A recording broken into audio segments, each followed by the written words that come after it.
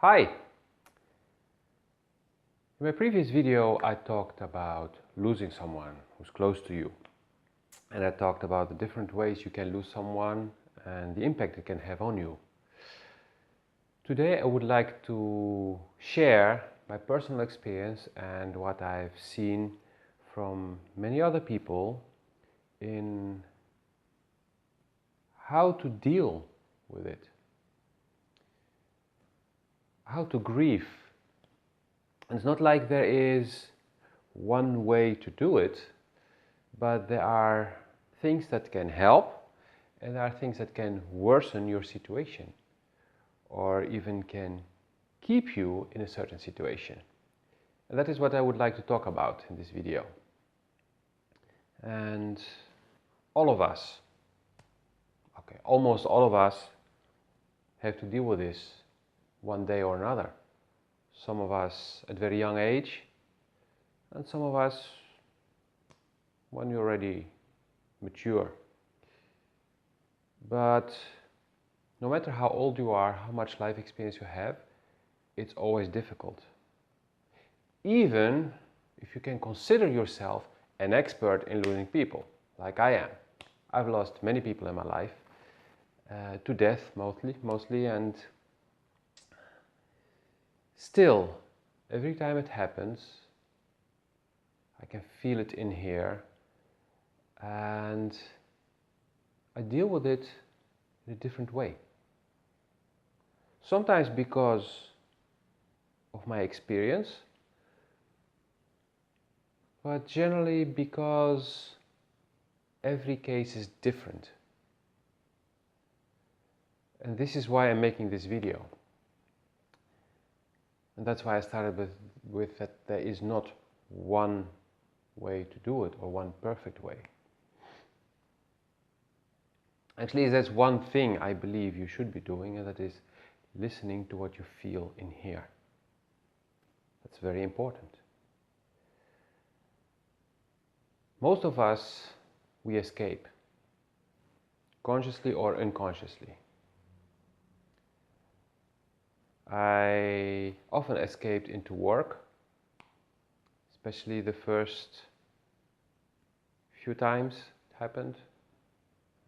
I lost a grandfather and a grandmother at a young age when I was in my teens, and I couldn't attend their funerals, so that was really not fun.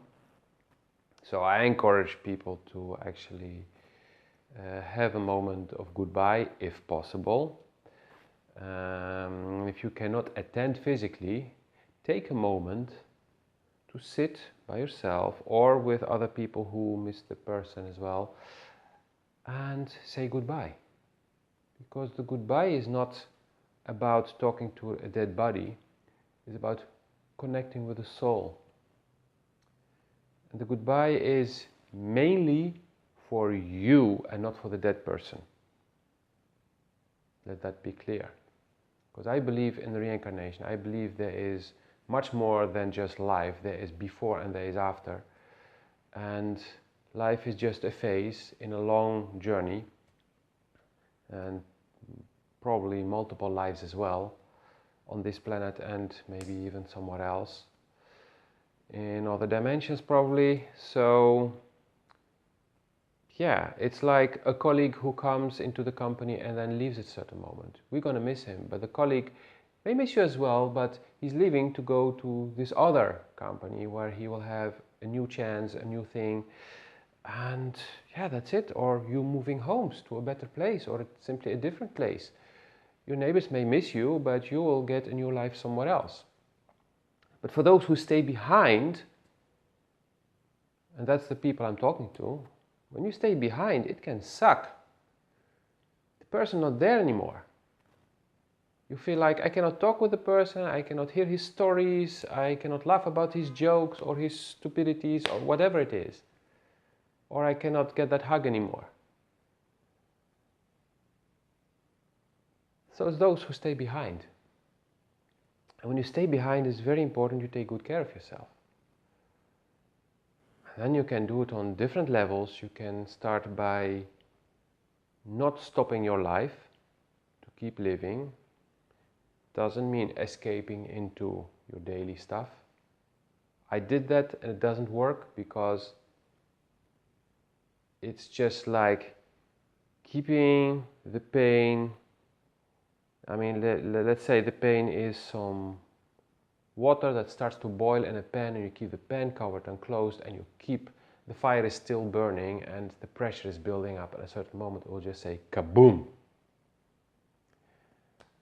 And the first time I was really aware of what was happening with the death was the death of my mom, and it's exactly what I did. I escaped into work. I had a very stressful job, a very stressful period with a boss who was really a pain in the ass, who was challenging me to stand up for myself, of course. And I escaped. And then 6 months later, it was just kaboom. It just came out. And then I had to deal with it. And I was lucky. I was lucky because I was working very close to the home of my best friend, who then supported me. But not everyone has that luck. So it helps if you take good care of yourself, because I didn't. I absolutely didn't take good care of myself. I run from the reality. And of course, how can a 26-year-old know how to deal with the loss of a parent? You can't. This is why I'm making this video. What's crucial is that you listen to what's in here. And when you listen to what's in here, you allow it to come out. Meaning, you allow yourself to cry, to laugh, to talk about it, to do things, but very consciously. And allow the feeling to be there. And if you need to sit still for an hour or two, just to feel what's going on, then do it. And it's not just about, okay, I will sit 2 hours in pain. It's not like that. Because the pain goes away much faster when you allow it to be there and to come out, and you allow the feelings to come up. Because the feelings can be of regret, remorse, all the things you haven't done, or you feel you should have done, or you feel you should not have done, the things you didn't say, or the things you did say. Let them come out, it's fine. And I believe we can still connect with the soul. So if there are these kind of things, we can say them. We can say, hey, I'm sorry for saying these things. Like, I was not on speaking terms with my mom because I just broke loose from the family and I needed my freedom. And because my mother was very protective, I had to push hard. So, yeah, I went from being very close to her to being very far off her. And not being on speaking terms was something I felt very guilty about. That I didn't resolve the situation before she died, but I had no clue that she was dying because suddenly, boom, she was gone. So, yes, I had those talks. And I also told her all the things I didn't get to tell her. I kept sharing the things that I would have shared with her because we can connect with the souls. What I didn't do was talking with my father about it. I mean, almost not, yeah. When visiting him, we would go and visit the grave. And then he would sit there and cry or try to keep himself big as a strong man. I'm not crying. And I was doing the same. So yeah, yoo-hoo! 2 fake strong men sitting next to each other looking at the woman who was so crucial in their lives. Yeah, doesn't work. No. What works is to allow the emotions to be there.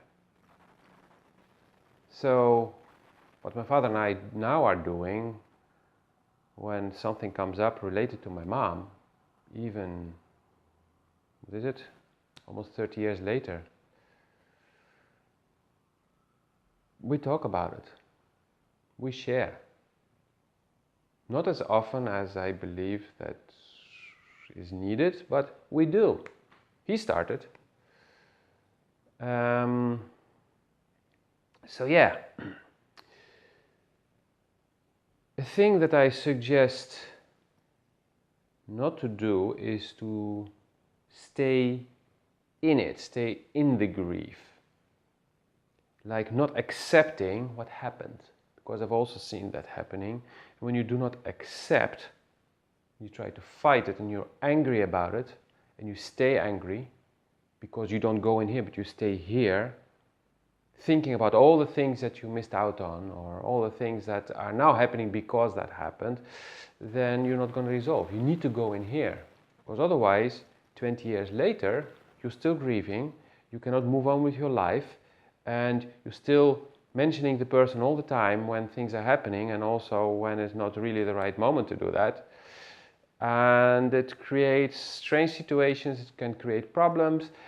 The most important is you still have that pressure inside, still that water is still boiling and there's still pressure building up, and then sometimes it says kaboom and then you put the cover again, and then sometime later again kaboom. This is not healthy. You will end up destroying your kitchen, destroying your body, destroying your health, physically, mentally, emotionally. You get drained. So it's very important that you let things out and you look at, there where possible, the bigger picture. For us, it was that my mom didn't suffer. 2 days she was sick, and before that she was tired. But compared to other people who have cancer, I mean, it was an easy way, easy road.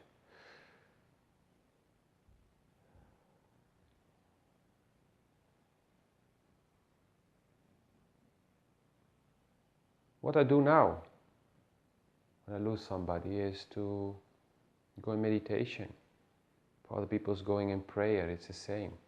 I connect with the soul and I share. I just talk with the person, like saying goodbye to somebody. When it's not possible to literally say goodbye to somebody before he dies, you can do it afterwards. And if you can do it before, you just have those talks. If you know somebody's dying, you have those talks. And believe me, trying not to have those talks doesn't keep the person alive. Yes, some people can stay alive until a certain person arrives, but they will not wait for you. You get your chance to say what you need to say, and if you don't, your chance is gone. At least in the 3D world. After that, you have to do it from soul to soul. And if that's difficult for you, then you better do it when the person is alive. Preferably face to face, but if not, by phone. Talk to the person. We have video conference these days. So use the tools you have. Communicate, but from here, always from here. That is so important. And take time for yourself. And cancel your meetings when needed. And plan new meetings with people who allow you to be in here. People who be there for you. People who are joyful. Not because they have to make you laugh.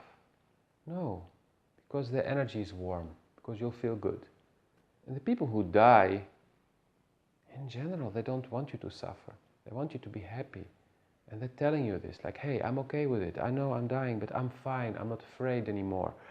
I have peace with what's happening. And that is something I believe you should remember, because this can help you also to find peace. And allow others to be there for you for once. When a close one to you dies, it's one of those moments when you stop being there for others and you let others be there for you. And if you're completely alone, then definitely no need to be there for others. And if you can find the courage, ask for help. Ask for support. Just say, hey people, this happened. I lost this person. I need time for myself. And I'll appreciate if you give it to me. And I'll appreciate if you'll be there when I feel the need to talk. And I guarantee you, more people than you would expect will open their arms for you and say, hey, I'm here. And you don't need to go to each and every one of them to talk. You'll know to whom to go when the moment is right. And you just take good care of yourself. You try to sleep, or at least get the rest. You eat, you move physically. It's important that you keep working out. You keep, at least have regularly walks, daily walks of at least half an hour. Get some fresh air. Groom yourself. So shave your beard, do your hair. If you love makeup, put on makeup. I mean, I'm not pro makeup because I believe you're as beautiful as you are the way you were created. But do what feels right for you. Dress nicely and definitely not black. That's why again I'm wearing a bright color t-shirt. It's a strange thing that started in certain cultures where people started wearing black when somebody dies, because they see it as a dark thing, as a bad thing, as negative. No. In certain cultures people wear bright colors or simply white. I mean, in certain cultures you need to keep wearing black for a year or 2 years, whatever. You're not allowed to have fun for 2 years. I mean, these rules, they're crazy. They're everything what your soul does not need. What you need is love from yourself, and allow love from others to come to you as well, so you can heal the pain. And please take time. Take 2 weeks at least. If the person is really close to you, 2 weeks not going to work. And after that, you take it slow. And those who do not respect this, they don't deserve you. If you're gonna get fired for this, then they don't deserve having your qualities in the company. And you'll find a better place. And if they ask you in the job interview, why did you leave that company? Well, they didn't allow me to grieve. I lost my loved one, and they didn't allow me to grieve. And for me, that's a very strange thing. You can say that. And if they would not hire you because of that, then you know it's a similar shitty company with similar shitty people. So, good, don't get hired. But others would say, oh, we're really sorry. Our condolences. And we do care about our people. And then you have a completely different conversation. And you already feel the warmth and the love coming from people you just met. But these then are people who are living from here. And they will take you in with open arms. And I've experienced that too. And that's wonderful. And then going to work is not feeling like going to work. It's just going to that nice place where you're going to have fun, do something good, to contribute, to be part of something beautiful. And if you're an independent, then also take the time. Even if you need the money, take the time. It's important. Because when you take the time, you deal with yourself properly, you take good care of yourself, you'll get back on track much faster, and your productivity will go up again much faster. Because when you're still in the middle of the grief and you start working, you know, it will not be that great. The results will not be that great. Your clients will feel that something is off, unless you have already a long-standing relationship with them. But then they will also understand that you need some time for yourself, or that you will not be as productive or as fast. It's the same as being in a company with colleagues and a boss. Then your clients will be the ones who say, hey, it's okay. Tell us what you need from us. Let us know how we can help you, how we can make it easier for you, what we can, okay, we can postpone these things, it's fine, we'll give you some extra time here, we only need this thing for you, and we'll fix that part. And I mean, that's when you get this. It can even be the moment when you strengthen your relationships with your business partners, with your clients, with your suppliers, because it's a moment where you connect from here. And then you will see the humans in them, and they will see the human in you, and you will go together through it. I've experienced this too. That in tough times, when being open about it, people are suddenly there to help you and support you, and they will give you more time for things, to pay the bills or to supply something, or they will do the extra step to help you more. And it's incredible. It feels so good. And it helps you go back up. So act from here. Listen to what you need. And you'll be okay. And if this video didn't help you enough and you need help, you know how to contact me.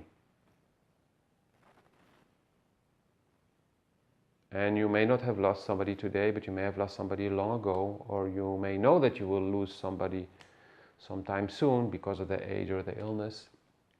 So let this sink in. You may be able to heal something old, or it will help you to be prepared for what's coming, and you'll know what to do. And you'll also know where to go for help, who to ask. You don't need to plan now, who will I ask for help. You will feel. Just allow it to come out from here. But allow this to speak to you and to listen to it. And you'll be fine. I wish you a wonderful day and see you in the next video. Much of love.